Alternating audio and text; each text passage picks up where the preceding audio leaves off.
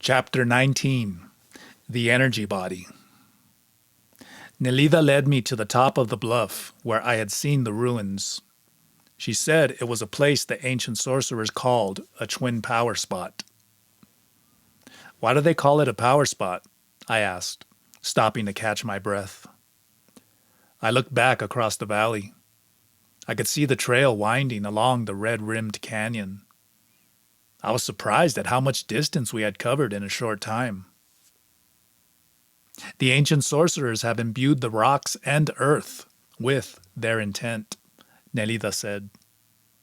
The columns and the point on the bluff from where you saw the ruins form an energetic arc that allowed your energy body to be pulled away from its moorings. Returning to that place will seal your energy body and fill it with vitality. However, I wouldn't recommend spending the night there. Why is that? Because the somber mood of the ancient sorcerers would derail you from your purpose, Nelida said. You are somber enough as it is. You don't need to be pushed over the brink. I laughed nervously.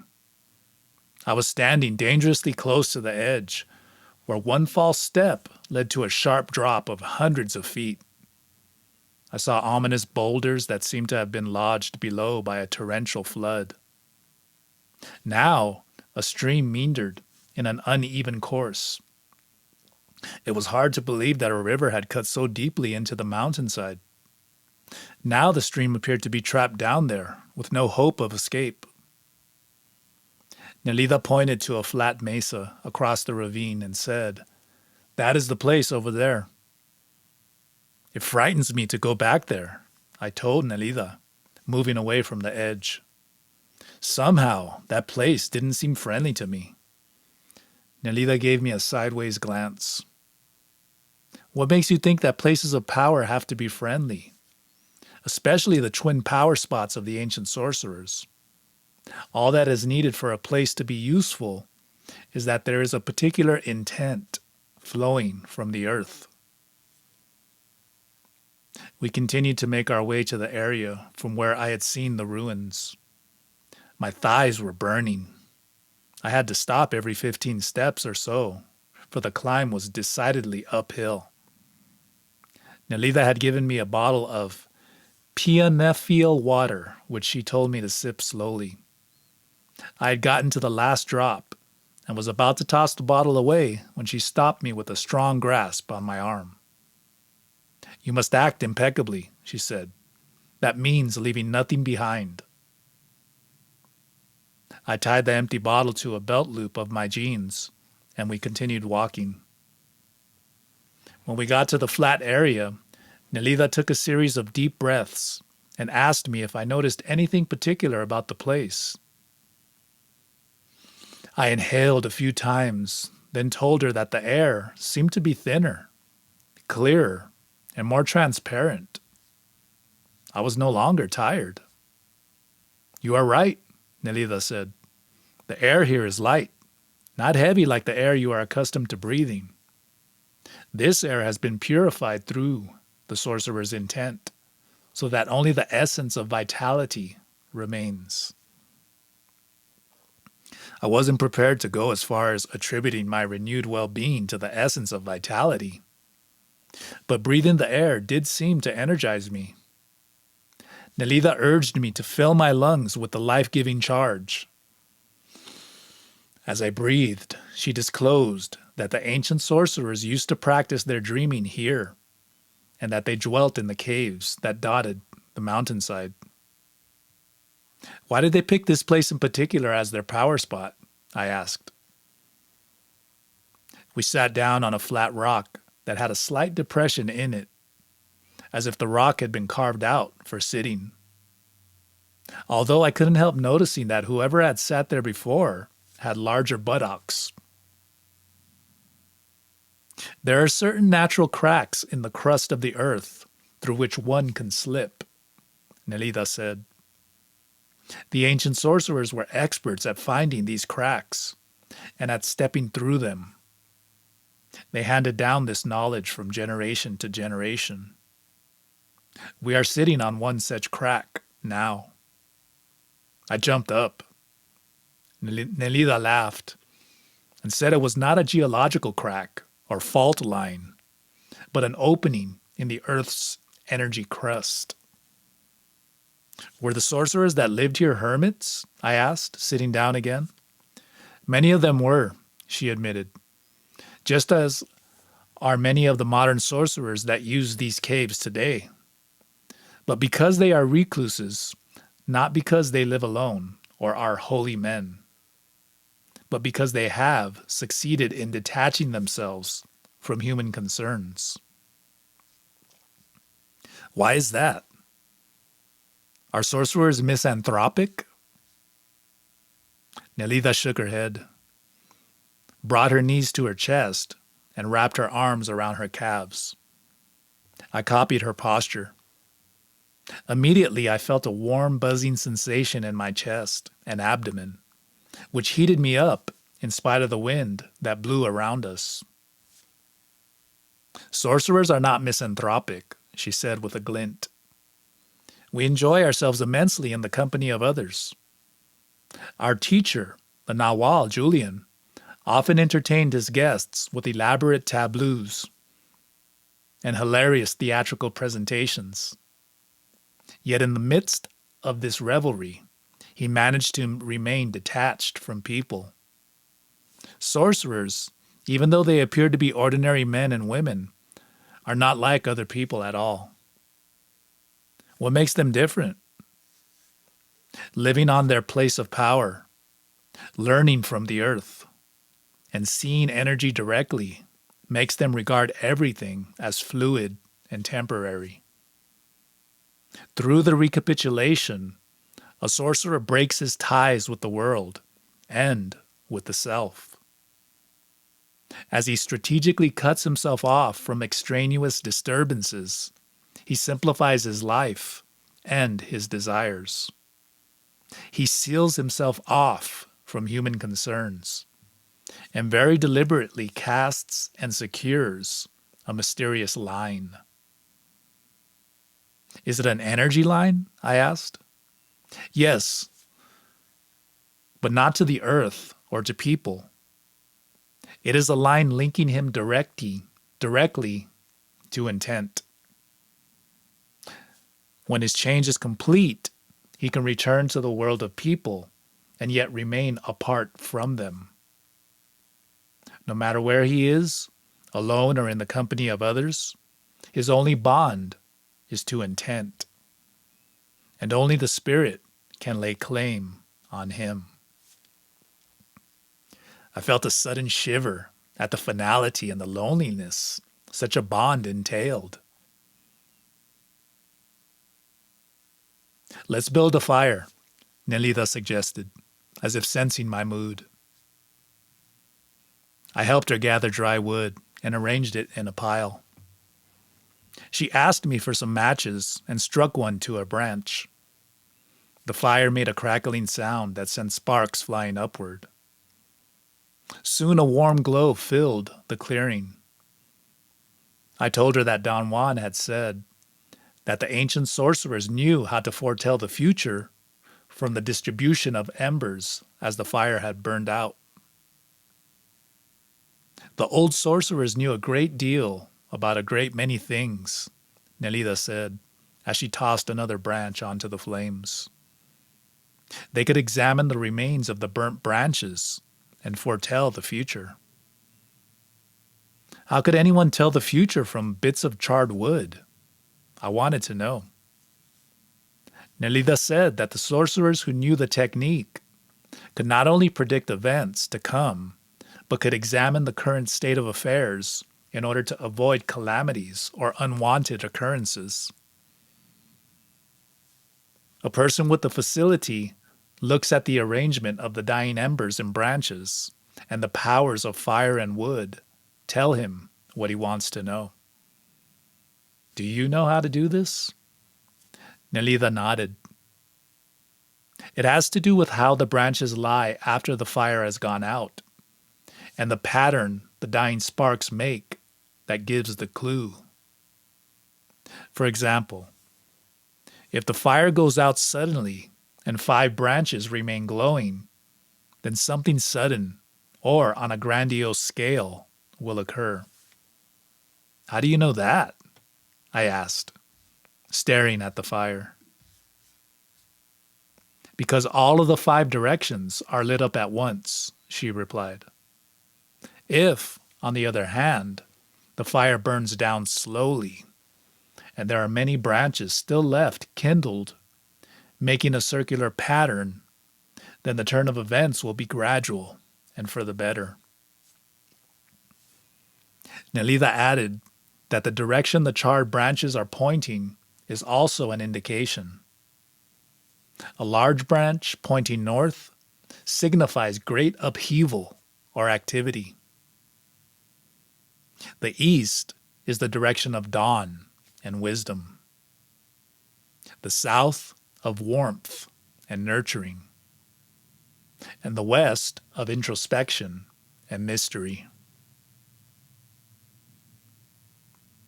Now, if a branch is pointing straight up, or if a gust of wind suddenly blows the fire out, you're in deep trouble.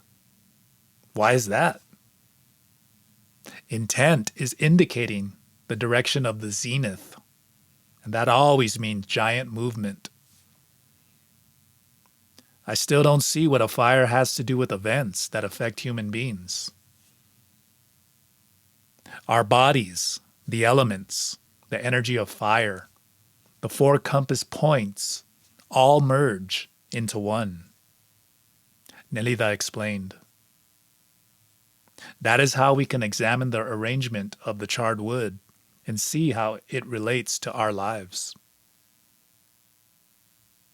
She said it was a mistake to regard ourselves as separate from the elements, for the same forces that move the fire rule our energy bodies. The reason we think ourselves as separate from everything else, Nelida explained, is precisely because we are thinking.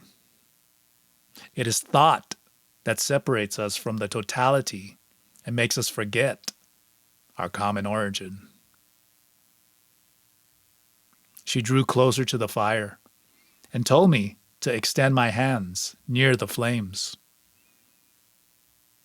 You can pull the energy of the fire into your body through your palms, she suggested.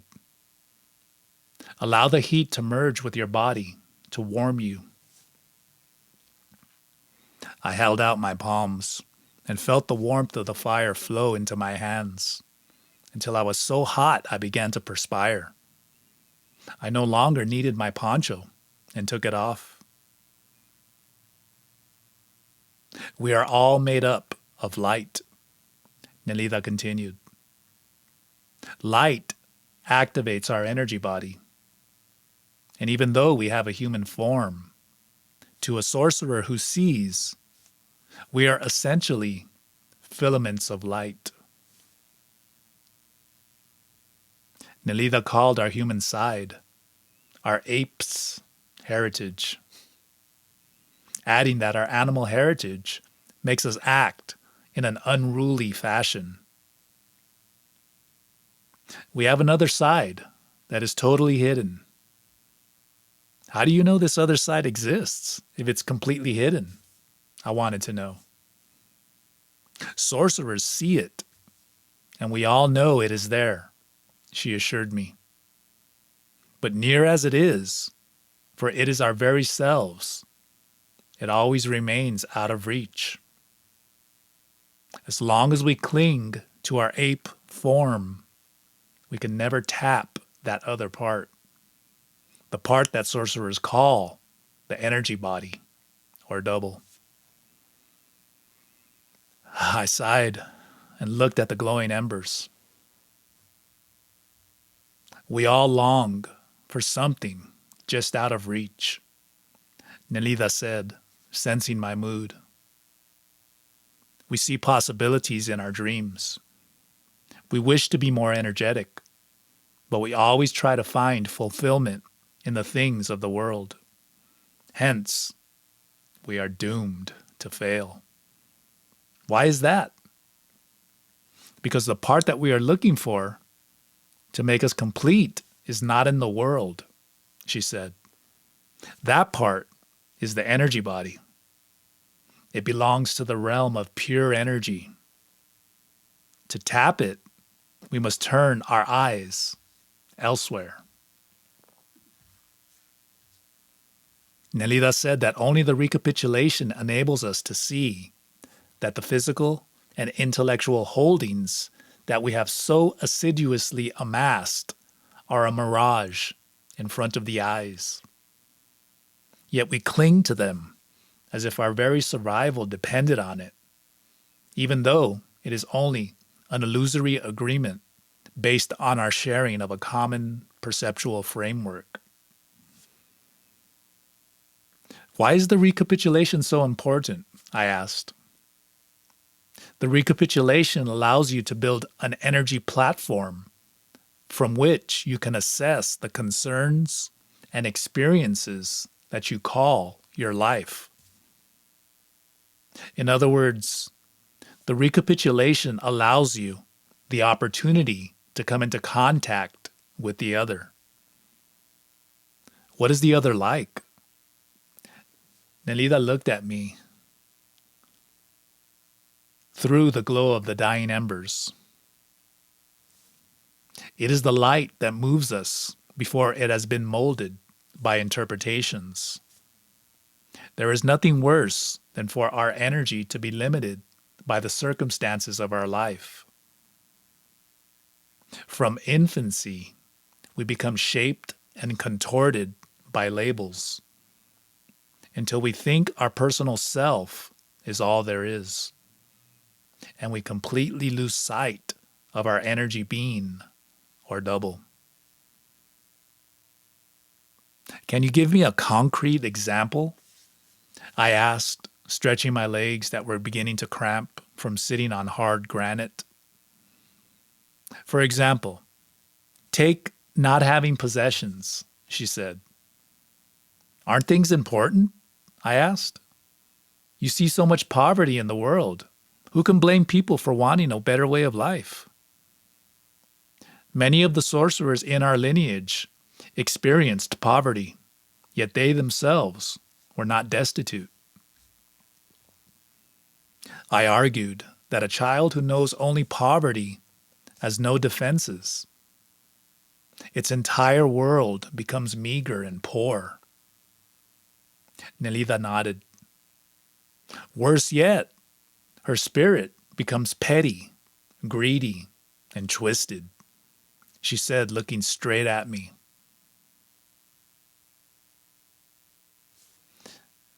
Material brought on by life's circumstances is nothing compared to poorness of the spirit. Whereas the poor or hungry body can be healed with proper nourishment, there is no cure for a meager spirit. It has only misery and a lack of fulfillment awaiting it.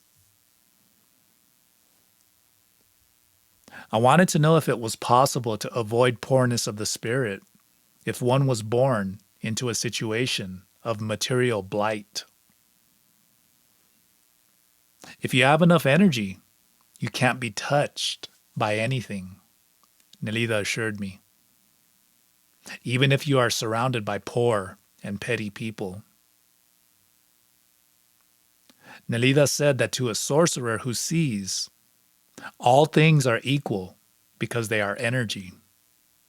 Therefore, a sorcerer living in a shack considers himself wealthy, while an ordinary person living in the city may regard himself poor, even though he has a house full of furniture and a closet full of clothes.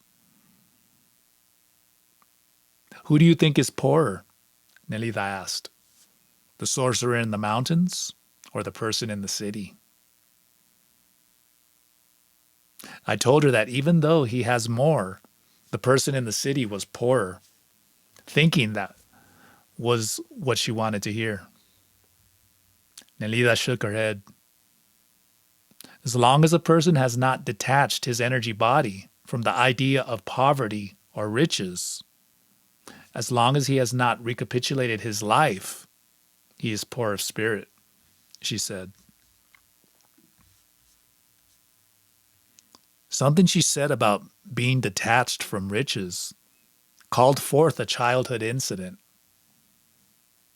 Sometimes, for no apparent reason, my father would bring home a box of French pastries.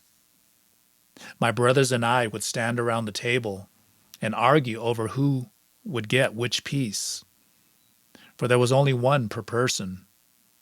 I wanted to eat all of them, or at least more than one, but I had to wait until it was my turn to choose, for invariably, age took precedent. I would be last, and all the good creamy pastries had already been selected by my brothers, father, and mother. I would be left with the fruit tart or an egg custard, when I would kill for the cream puff or chocolate eclair my brothers were eating. Why did you fret so? Nelitha asked when I told her the story. Didn't you know that pastries are all the same? It didn't matter which one you picked or what was left in the box. I argued that they were not all the same. Some had chocolate icing, others had vanilla cream, and the Napoleon that my father always chose had a flaky crust. But Nelitha insisted that I was being arbitrary in saying that one was intrinsically more desirable than the other. They are all made with flour, sugar, eggs, and milk, she said. Only their appearance varies. Why wring your insides for a slight variation in outer appearance? I never thought of it that way. Looking at it from a detached perspective, they all had been pretty much the same. What made one or another better? Was my brothers insisting that their pastry was better than mine? To covet one and turn my nose up on another was being arbitrary and petty. You should have let your brothers rave all they wanted and still enjoy the one you had, she said. You could have practiced being indifferent to their mesmeric commands. All I knew was I hated them for taking the best pieces, I said. But now I see that you were right. Flour, milk, and sugar are the same no matter what shape you put them in. Only when a person has found that common ground in which all things are equal is he truly free, Nelitha said. For then he has liberated himself from the circumstances of life that place limits on his possibilities. Nelitha stood up and walked to the edge of the clearing. She looked down at the bottom of the ravine. I had the sense that the stream was imprisoned by the massive canyon walls. Our energy body is like that stream, she said, pointing down. The sides of the canyon are the circumstances of our lives that imprison us. Even when we look up, all we see are our prison walls. Our only hope for freedom is to flow steadily onward with an unbending intent. We have to have courage and optimism, especially when we begin recapitulating our lives, Nelitha said. We must know that the walls around us are illusory. They cannot mold us forever. They cannot detain us on our journey. Like the stream, our energy must flow onward and not avoid any nook or cranny, but not linger either, lest we never reach our final destination. What is that? I asked. The sea, Nelitha said. The vast eternal sea. Nelitha left me alone on the hilltop to regroup my energy. She had said she was going to do some sorcery not doings in one of the nearby caves. I wanted desperately to go with her, but she insisted I sit quietly and let the power of the place energize me. To while away the time, I gazed at a stagnant pool left over from a recent rain. In it, I could see reflected the nearby boulders and a scraggly toyon tree. For a while, I watched the rocks shimmering in the green-black liquid. A blade of sunlight piercing the branches made the water ripple. I gazed at the pool for a long time. The movement in it seemed to be mesmerizing me and bearing a silent message. I looked up at the trees and rocks from where the sun was shining. They were the same trees and rocks I had seen reflected in the pool of water, and yet they were not. There was another world, and the reflections of things was its entrance. What we call the real world was made up of substances, things like trees and rocks and water that we could name, yet they were as illusory as the images in the pool of water. I stood up and began to practice some sorcery passes. I made vertical figure eights in the air with my palm. I extended my arms and squeezed my shoulder blades to strengthen my cloak of confidence. I picked up the energy spark from the earth with my fingertips and brought them to my forehead. When I had finished moving, I began to search the underbrush for a plant Nelida had asked me to gather. When I had a bundle full, I found Nelida sitting on a rock as if she had been waiting for me to pass that way. "Did you find the herb I asked you to look for?" she asked. I told her I had some in my knapsack. It was extremely foul-smelling and would no doubt stink up the bag for weeks to come. "What are you going to do with the plants?" I asked. "I'm going to make a paste to rub on the infected bites on your legs," she said. "An added advantage is that it will keep the body hair from growing back, so you won't have to shave your legs." I wonder how she knew I had scabs and cuts from continually shaving them with dull razor blades I was too lazy or cheap to replace. As Nelida took the herbs, I told her about the realization I had had with the sun's reflection in the puddle of water. She shrugged, unimpressed. When the mind and body are at ease, a tiny crack is created and an insight can slip through, she said. That's why I keep urging you to be silent and let the voice of the Spirit tell you what's what. Otherwise, you will never grasp anything. She handed me a strip of dried meat, similar to the meat that Don Juan had given me. I wondered if it came from the same batch of power meat. I ate with gusto. Walking had made me hungry. Nelida leaned back against the tree trunk and said she wanted to tell me more about the voice of seeing, which was another way of talking about the voice of the Spirit. She agreed that the insight I had had at the pool of water was a start, but there was much more to it. What do you think causes someone to lift their head and look at the sun? Nelida asked, gazing at me intently. When all her life she only looked at her reflection in a stagnant pool of water. What makes a person suddenly turn in the direction of the other? I ventured a guess. Perhaps the person got bored looking at his own reflection, I said, using the masculine gender to counter her use of the feminine.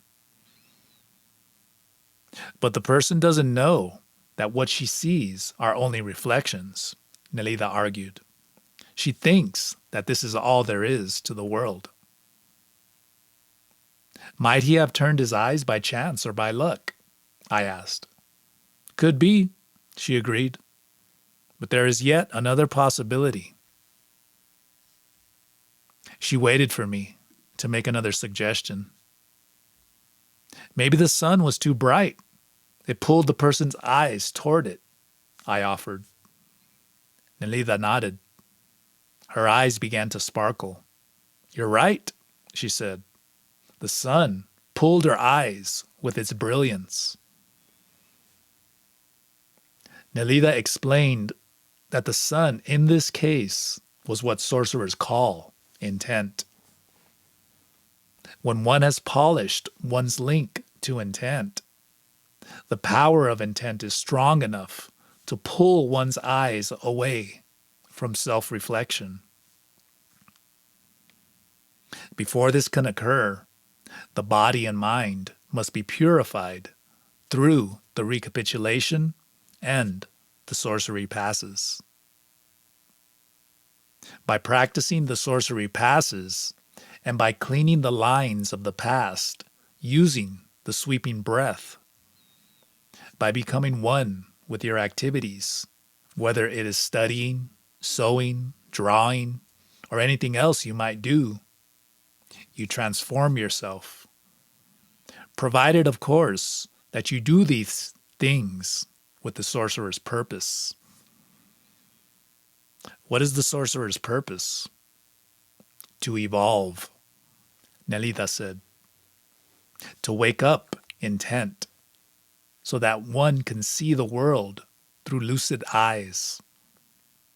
The eyes of the ordinary person are clouded with thoughts.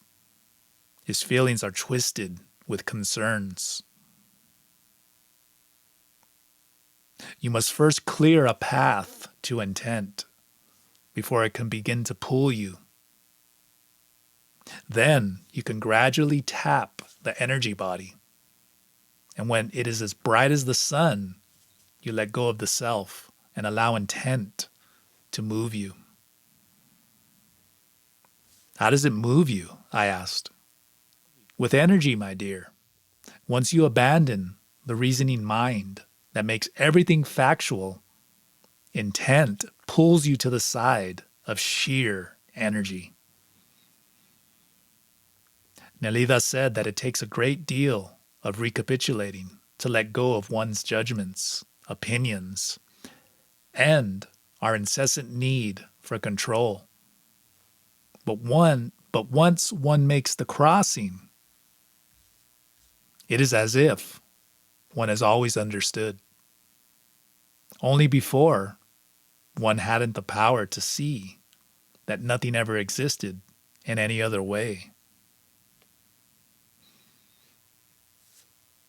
Concentrate on intending a bridge to the energy body, Nelida advised.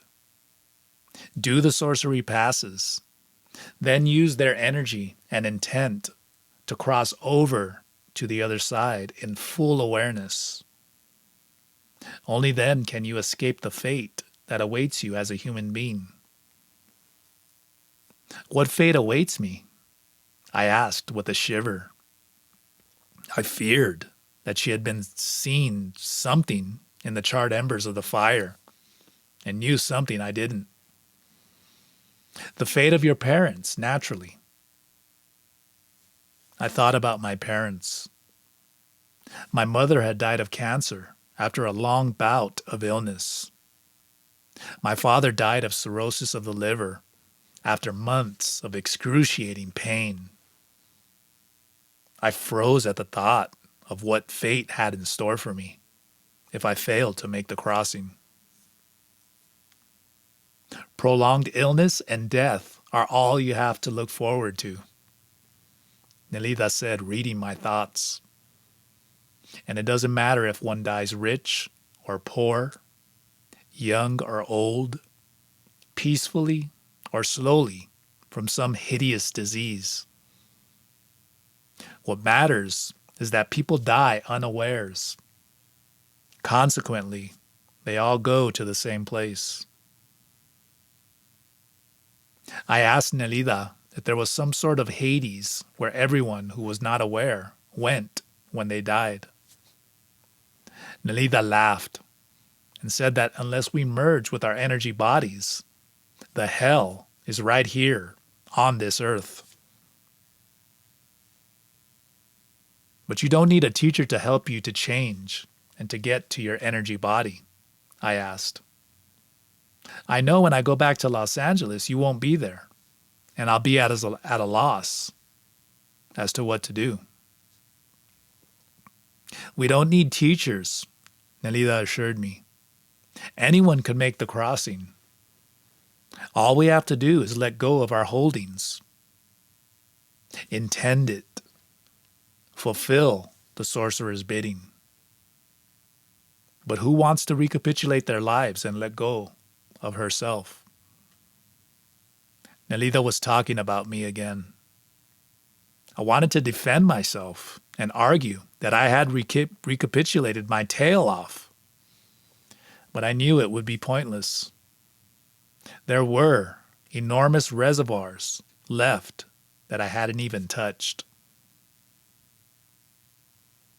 There's really not much more to say on the subject, Nelida said.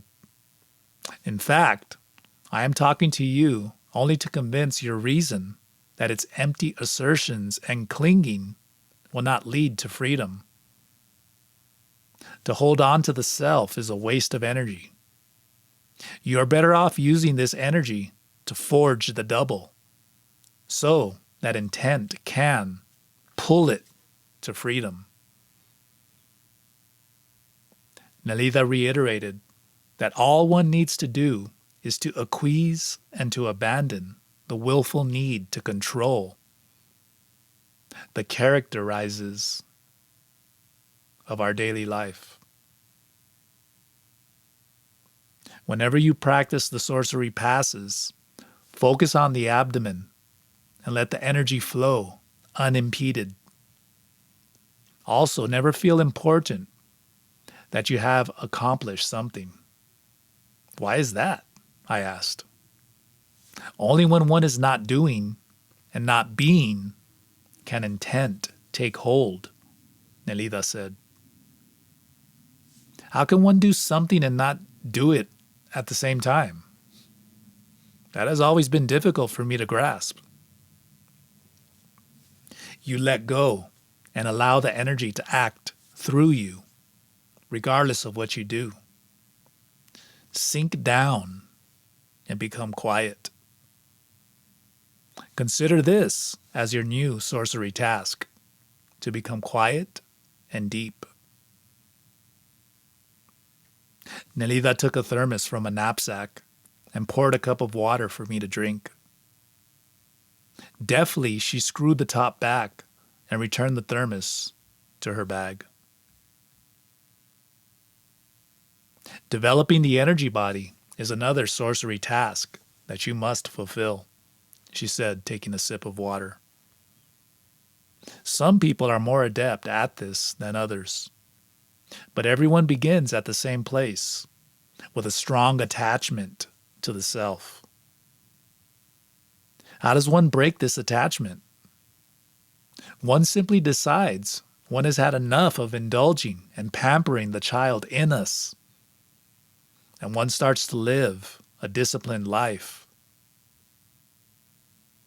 Everything we have shown you are means to make it easier for you to give up your obsessive self-concern. I nodded. Something in me was agreeing with what Nelida was saying, but some other part of me still didn't want to let go of being in control. The thought that some outside force would rule me was antithetical to my idea of independence. Antithetical. I felt that unless I asserted myself, I would always be the last one to choose the pastry and would have to take what was left. Don't be afraid to exert yourself. Freedom must be earned, Nelida said. Seize your quarter centimeter of chance and give it your best effort, but not to enhance your ego. Sensing my reluctance to change, Nelida continued.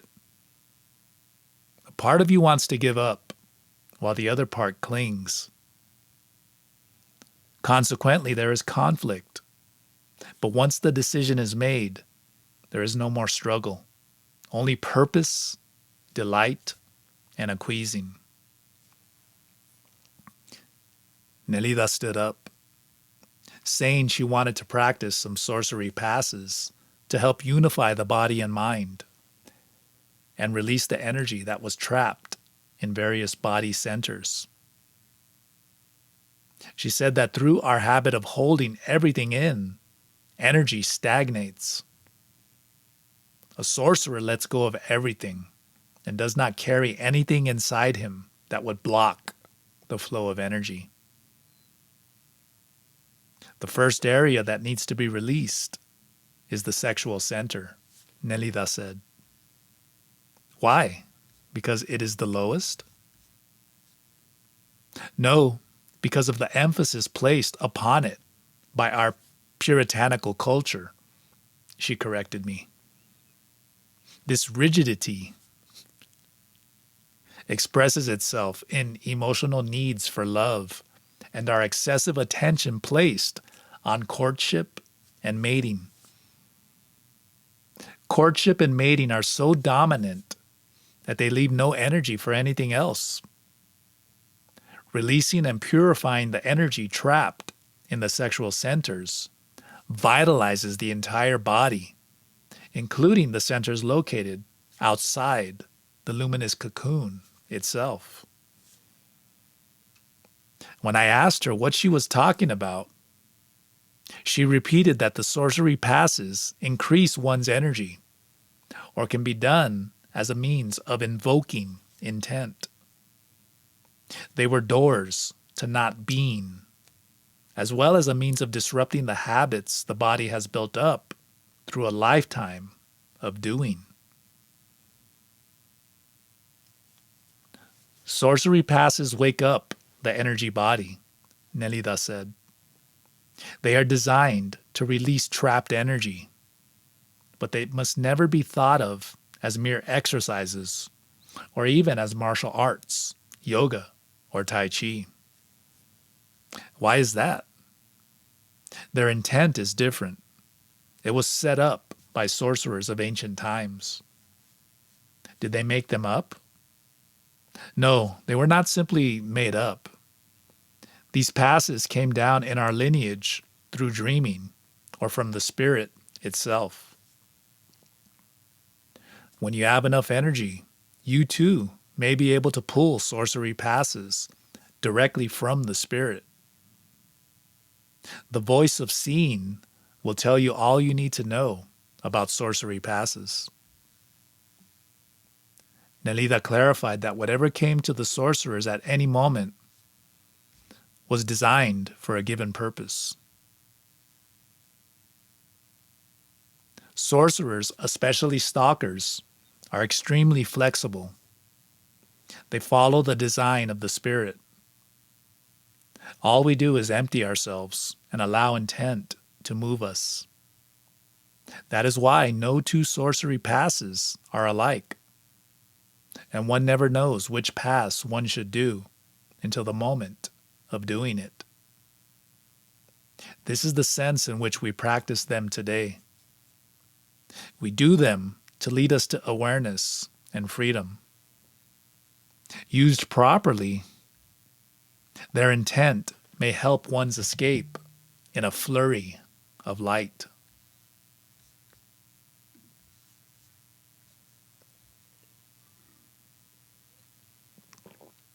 Chapter 20.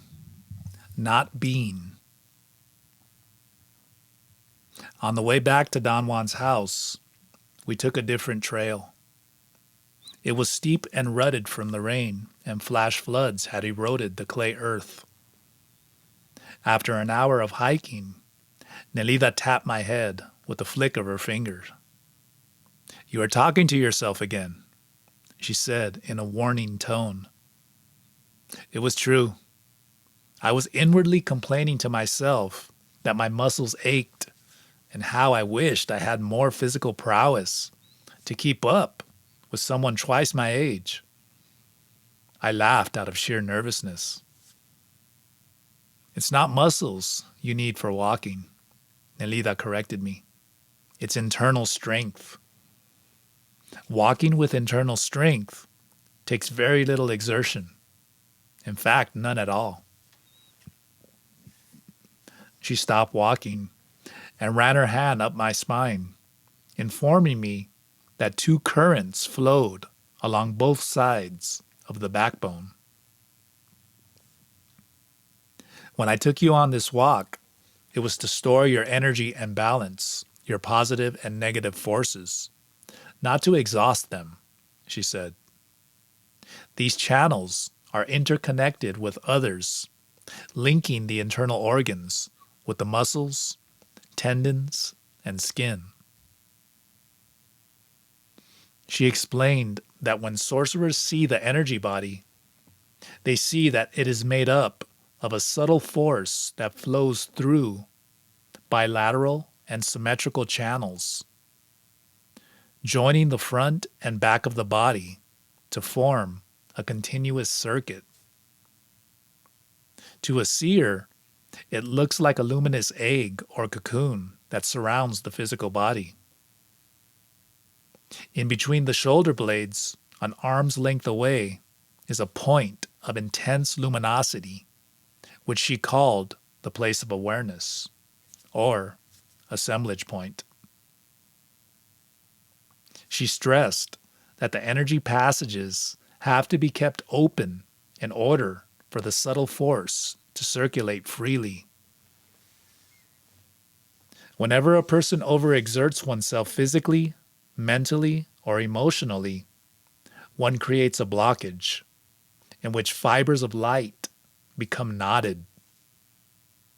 The energy is constricted in one area, thereby producing an excess in another, like damming up a stream. This produces an energy imbalance, causing illness in the body.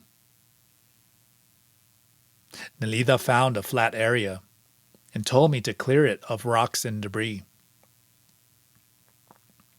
Lie down on your back and merge with the earth by tensing and relaxing all your muscles, she said. I did as she directed, spreading out my poncho as a blanket.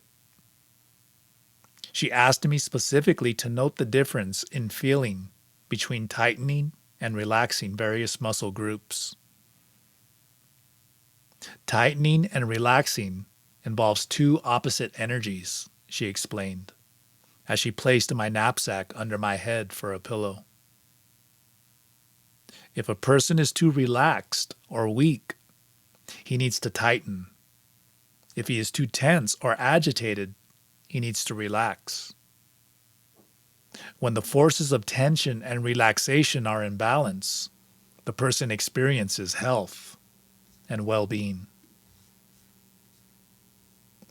Nelida elaborated, saying that the body naturally regulates itself and finds its optimal state of balance, which is not only important for maintaining one's health, but also for becoming aware of the universal forces that surround us.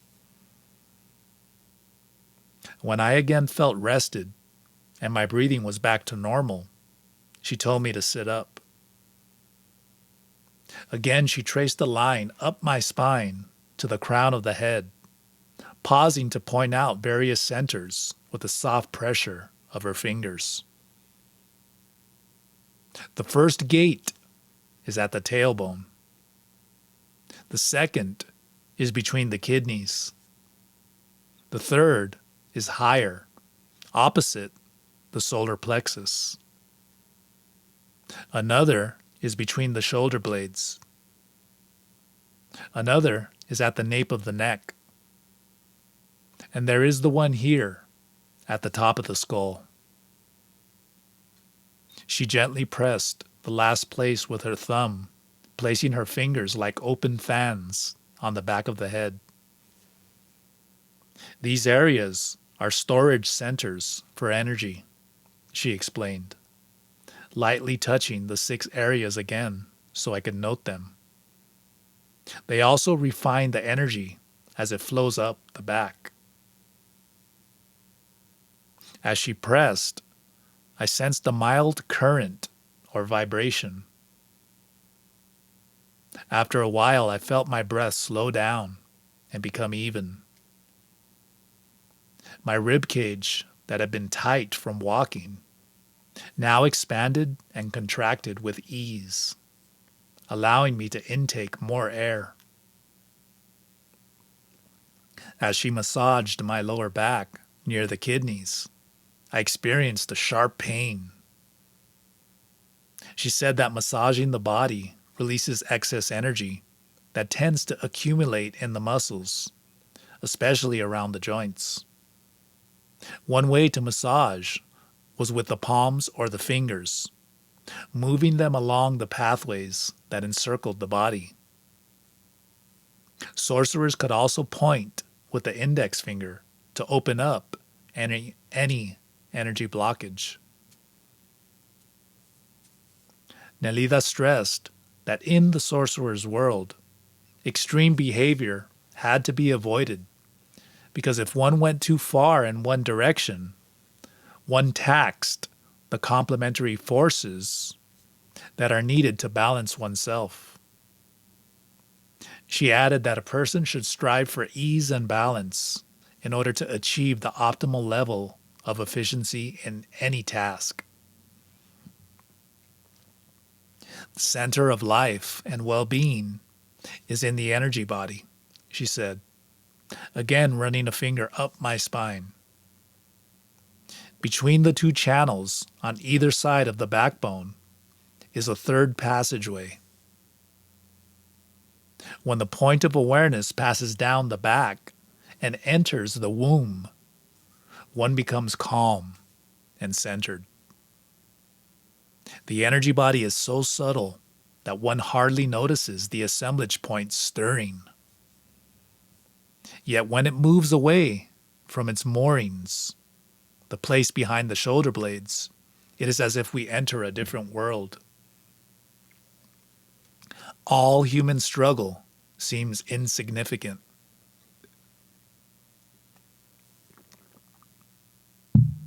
For a while, we sat in silence. Then she pointed to my boots and remarked that there is nothing worse than wearing shoes that don't fit well. Only when your energy and your activities are in perfect concordance do you neither notice yourself nor what you do, she said. I asked her to explain her statement. Because people want to be noticed, she began. They continually call attention to themselves and to their acts. To concentrate on doing something while being indifferent to the outcome means giving your full attention to the task. The most effective state for a stalker, Nelida continued, is to be completely absorbed in the moment, so one does not waste energy thinking about the past or future. I asked her if it wasn't unreasonable to worry about whether or not one was overdoing anything. Nelida replied that one should never worry about anything, because to worry means that one is already imbalanced. Put it another way, she offered.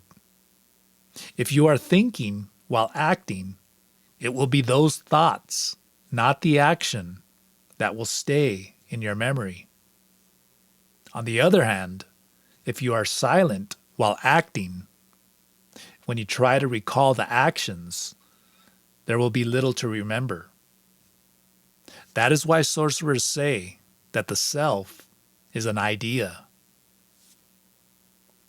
When you understand this, and stop your running internal monologue. Another awareness will rise to the foreground. As I thought on what Nelida had said, it seemed to coincide with what I had felt while performing the recapitulation. I had experienced a kind of withdrawal, a separation from myself and the world as I knew it. One part of me, which consisted of all that I recalled having experienced in the world, seemed to have become detached and was floating, unencumbered. Behind this lay a substrata of awareness that was silent, vast, and empty. It served as the background to support activities. But because all my attention had always been focused on my thinking self, that silent infrastructure had gone unnoticed. With the recapitulation, the distinction was clear. There existed a separation between myself as a conglomeration of ideas, feelings, activities, and this other, indefinable, silent awareness. While recapitulating, I told Nelida, it seemed that awareness was no longer attached to my familiar self. It seemed to be hovering outside, observing the responses that I had habitually regarded as my familiar self. While the personal self is full of struggle, tension, and stress from living, the other awareness is detached and indifferent, a dark silence, perfectly contained, without thought or desire. What you are describing is the relationship between awareness of the personal self and awareness of the energy body, Nelida clarified. The recapitulation and breath sorcery passes allowed you to activate the energy body. From that perspective, you can see that the everyday self is only an appearance sustained by the power of speech and thought. Nelida patiently explained that after a person has swept his personal past clean with the breath, the self that is remembered is no longer capable of affecting the present. Does a person still use the self to interact? I asked. One does, but at the same time, one knows better than to believe that what he sees is all there is to the world, Nelida replied. I don't understand, I said. Could you be more specific? A person uses the self and the physical body in everyday situations, but he knows it is a facade, only for show, Nelida explained. Like a facade, it has an elaborate front with nothing behind. And one no longer believes the self is important or all there is to being. One sees everything as controlled folly, floating in a sea of mystery. Nelida stressed that detachment happens naturally once one's awareness is no longer identified with the personal self. When the thinking self remains at the service of pure awareness, one becomes increasingly quiet. Yet one's actions are easy and efficient. This is because the energy that was once reserved for enhancing the personal self is directly employed for creativity, health, and well-being.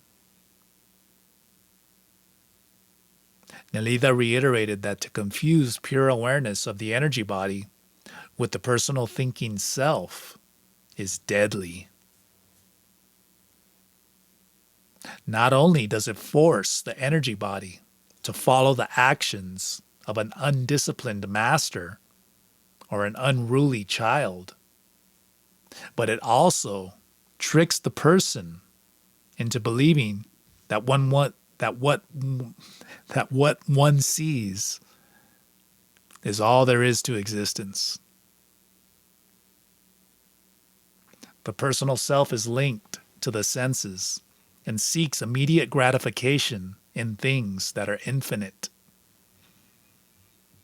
The energy body must never be linked to the senses or be confused with anything. Only then can it retain its rightful place as conduit of the life force. Why is that? Because when awareness becomes identified with the things it is aware of, including the self or the mind, it becomes clouded by the interpretations of daily life. You must allow the seer in you to guide you, she stressed, and not let the personal self pull awareness up and down like a yo-yo in an attempt to satisfy its every whim. I had to agree that it is hellish to be constantly at the mercy of one's feelings and those of others. But I knew that when it came to actual practice, it was a different matter. What is involved is a turning of the tables, Nelida continued. And that can only be done by returning one's attention to the silence that is beyond speech and thought. What exactly is pure awareness? I asked. The awareness of not being, she said. It is a direct link to a force sorcerers call intent. A force that is not the self, yet one that gives rise to all things, including the self. When you understand this contradiction, you will see that there is nothing to defend and nothing to reflect upon, not even the self. After a long silence, Nelida went on to say that the mind experiences perfect harmony when the right and left channels in the body merge and one's awareness crosses over to the energy body. This state is reflected by a specific movement in the assemblage point. When one is centered, it's easy to see energy directly, Nelida explained, because the physical body no longer makes itself felt. If you try to remember how your body feels when it is in a state of heightened awareness, or when you experience the lines of the universe, I guarantee you, you will have difficulty recalling these sensations. I had to agree. Whatever feelings I experienced during the recapitulation in the cave or in the trees were so different from the feelings I was accustomed to having that later I could not recall them. That's because in the trees, you are operating directly from your energy body, just as you are doing now while you are with me. In the trees, your energy body woke up. To suspend someone from the trees is a sorcery maneuver to break the pull gravity has on the physical body and consolidate the energy body. Nelida explained that all experiences leave a trace in the body. To stand erect, for example, involves a certain distribution of pressure and weight on the legs, and also a tensing and relaxing of certain muscle groups. Sitting involves a different pattern of bodily awareness, depending on how gravity exerts itself on the physical body. Being suspended from the trees or climbing them breaks the pull of gravity and allows the energy body to take over, she said. In addition, the fact that there were no far off horizons allowed you to concentrate on the immediacy of the moment. And since you have no history of feelings for acting in the moment without reflection, you became silent, for you had no words to describe what you were doing. That's why it is so difficult for you to remember what happened after you woke up in the trees. What exactly did happen? You were training your energy body to stalk, Nelida said. The novel sensations and responses not formerly encountered in your storehouse of experience allowed you to forge your energy body. You have already experienced casting your luminous net and entering the black cavern above your head. These too are instances of stalking with your energy body. Nelida leaned back against a rock, stretched her legs, and told me to sit silently while she refreshed my memory about not doing. Not doing is to act without acting. It is to have no words or labels to describe your actions. How can one act without knowing what one is doing? I asked. By acting from deep silence. Without becoming involved with your actions, she replied. For when you are not tied to expectations or to the outcome of your actions, you will not notice your actions, like shoes that fit just right. Nelida added that when one is empty and silent inside, yet full of vigor and activity, one is acting without acting. On the other hand, if we are filled with concern and worry and expectations and have little energy directed toward our task, we are acting, and in a very inefficient manner. We must dissolve the person in us so that we can be free from being and doing. When one has no desires or ambitions, yet one is vitally engaged in the action at hand, one knows unerringly when to continue and when to stop. There is a door to not being, Nelida said. It opens so one can slip inside. Once inside, power renews and revitalizes the energy body. Or it can destroy us. It is that indifferent. But to find the opening, one has to be selfless. And to go through it with awareness, one has to rid oneself of attachments to our familiar world. What does one do inside the door? You allow the fire from within to dissolve you, and you experience not being. Is that what happens when people die? For a moment, she was silent. Everything originates from there and returns to it, Nelida said. Some call it the womb or creator of the universe. Others call it the destroyer of the universe. For that is what happens. the world as we know it comes to an end. Nelida explained that in order to prolong one's life for more than the usual span of 60 or 70 years, one has to dissolve one's physical body again and again without losing one's awareness.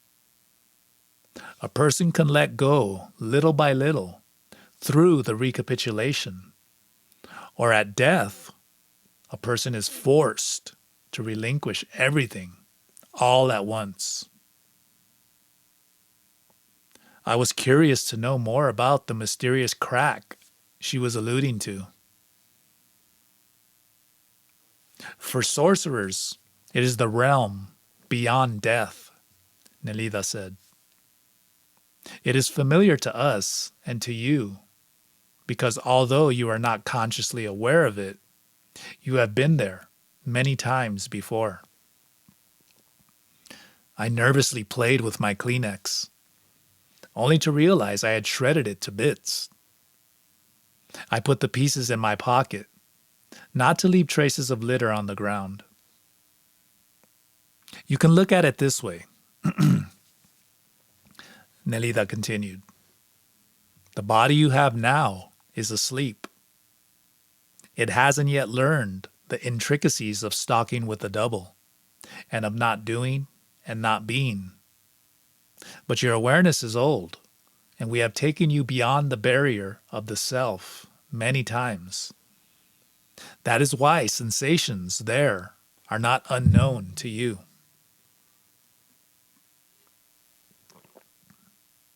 I asked her why she said that my awareness is old.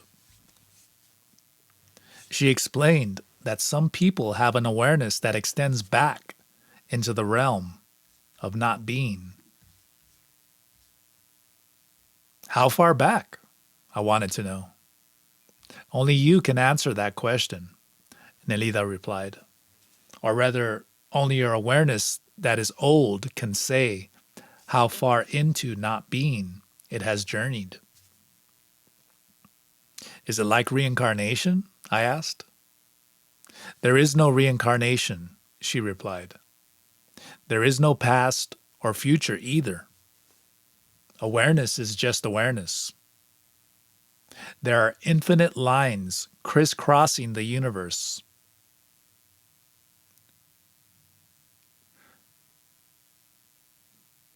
Back, one of them is a conglomeration of awareness. All I am saying is that your awareness has traveled on other lines, besides the one that amalgamates this world. Suddenly I felt apprehensive. I experienced a moment of confusion, in which part of me knew something, yet couldn't say what it was. Practice dissolving your physical body, Nelida recommended.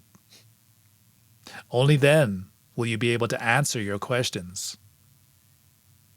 Going beyond your individual self puts you directly in touch with the ancient awareness. You already know from your recapitulation that the self is only a cover, a shield that we use in the world. To stalk with the energy body, you have to experience not being many times and accumulate awareness in order to make it recognizable. How can I stalk with the energy body without the Nawal or you or Emilito to guide me?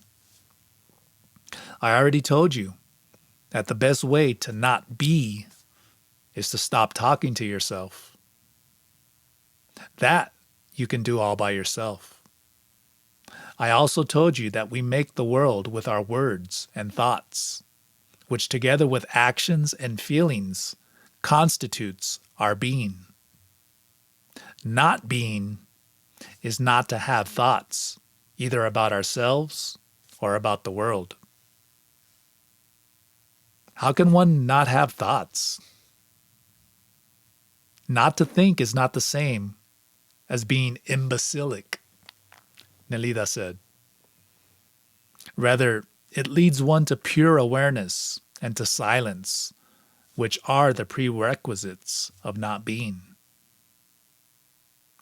To be inwardly silent, Nelida continued, is to make no judgments or distinctions between good and evil, myself and others, then and now, and more importantly, it means not having concepts of any kind. Try feeling and acting with your energy body. Then you can avoid the pitfalls of always thinking about things. Is it wrong to think about things? No, it's not wrong, but it's distracting to always talk to yourself. Doing this and that will never lead you to the energy body. Reasoning only produces limited knowledge and shoddy awareness. There is a much more inclusive way to understand, and that is to intuit directly without the intervention of thought. I felt forlorn, dejected. I knew when I returned to Los Angeles and to the university, thinking and reasoning would be all that awaited me. We have talked of this before, Nelida reminded me. It comes down to this. Regard the self as unimportant.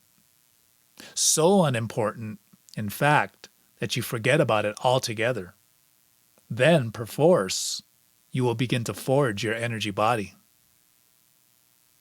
What about when I'm in school and I have to study for an examination? How can I use my energy body then? And what about when I'm talking to professors and fellow students? She tapped the top of my head and said that if one is selfless, gradually the boundaries between the perceiver and the object that is being perceived disappear. She describes selflessness not as a moral condition, but as an impersonal state in which one no longer regards the self as a separate entity, a state in which there is no concept of the perceiving self, nor of the thing perceived. What does this state feel like to the person? Nelida thought for a moment, then replied, it is as if one has misplaced something or has lost sight of it and can't remember what it is. But because it is not important, one is no longer interested in finding it. Nelida made clear that the reason the self is usually regarded so highly is because we use it as our single and constant reference point with respect to the world. It is the center from which we think, feel, and shape our existence, and we have been forging it since we were infants. Abandon the self, and you do away with the fluctuations of thought, she continued. By the same token, still your thoughts, and the self is erased. Then you can stalk with the double. Then you see your professors and your fellow students as controlled folly. Then everything is equal, and you can grasp any concept directly with your energy body. Then you are truly capable of having a romance with knowledge. Without the intervention of thought and the self, you will be operating from the point of not being, where the personal self is no longer your primary point of view. Then the seer in you will tell you what is what. Why is not being so important? Thinking makes you ask stupid questions, she said. Marvels issue forth from the realms of not being, health, clear vision, direct understanding, mysterious powers. But a person needs total concentration and a willingness to abandon the personal self in order to open the door and slip through in full awareness. Nelida scrutinized me in the amber light. Are you willing to let go of your wonderful self? She asked, point blank. For a moment I hesitated, thinking she meant that I was really wonderful. Then I nodded, and even though I knew she meant the opposite. I certainly hope so, she said, for your resolve will be tested sooner than you think.